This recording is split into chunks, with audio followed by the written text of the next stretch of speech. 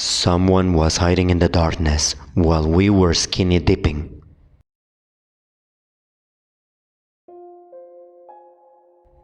That night, I was hanging out with 3 friends of mine, Sarah, Nick, and Mary. We were celebrating Nick's birthday at his place, which happened to have a hot tub in the backyard. After a couple of hours and a couple too many beers, we jokingly suggested skinny dipping in the hot tub as some kind of birthday present.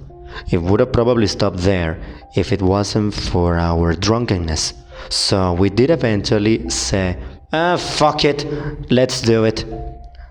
Now, for some context, Nick's house was by a forest and it was very isolated from neighbors. Adding to that, it was maybe past midnight, and anything past the Christmas lights of dubious quality that were spread around the yard, everything was basically pitch black. Being fucking pussies, going out there without Nick's parents at home would have been unimaginable if it hadn't been for the wonders of inebriation. Yes, we were drunk, we were inebriated. So, semi-reluctantly, I followed my friends into the night with a towel on my shoulder. We reached the hot tub that was worryingly close to the edge of the woods, and we started stripping. Everything was fine for the next 30 minutes or so, apart from the occasional branch cracking. We were having fun, telling stories or rambling about stupid shit, and the fear quickly faded away. That was until a deafening shriek came from the darkness of the forest, lasting for about 5 seconds.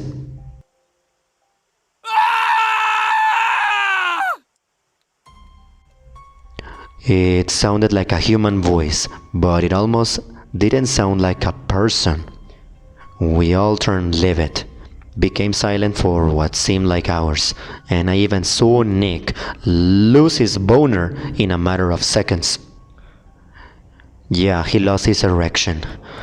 We didn't dare to look into the forest, except Mary, who just grew a pair of balls out of nowhere and picked up her phone to use the flashlight. We couldn't help but follow the light as she pointed it at the forest, which seemed completely unaffected by it, as if the darkness was swallowing the light. Nothing.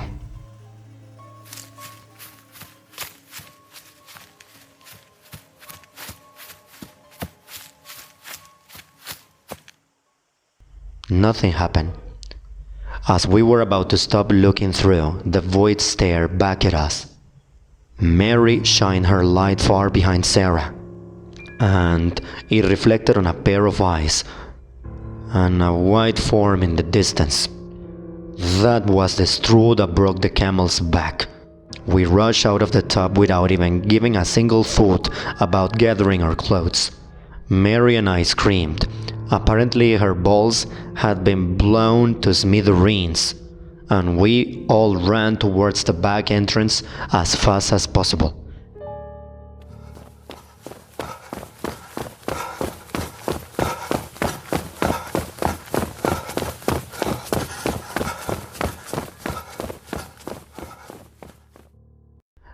Nick immediately got a knife, while we looked away, and we looked at every door and every window. We wanted to call Nick's parents, or the police, or anyone, but our phones were over by the forest where we had left them. Seeing no other choice, Nick put his shoes on and made a run for it.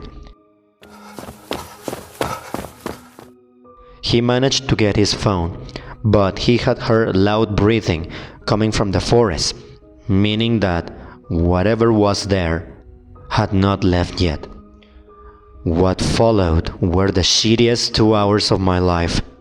Nick got his parents to make their way home. They handed us towels so we could finally cover ourselves, and we gathered in the basement where there were no windows. We spent most of the time in silence, waiting for something to happen. Half an hour in, we heard another shriek, more distant, only that this time it was shortly followed by knocks on the door that couldn't possibly be Nick's parents.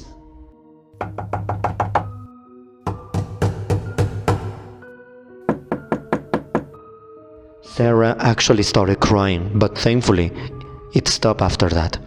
I mean, the knocking on the door.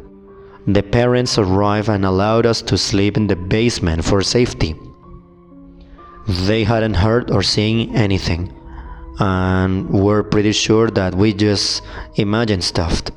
We hardly slept, and once the morning came in, we went out to get our stuff. The phones, the keys, the wallets, they were all there.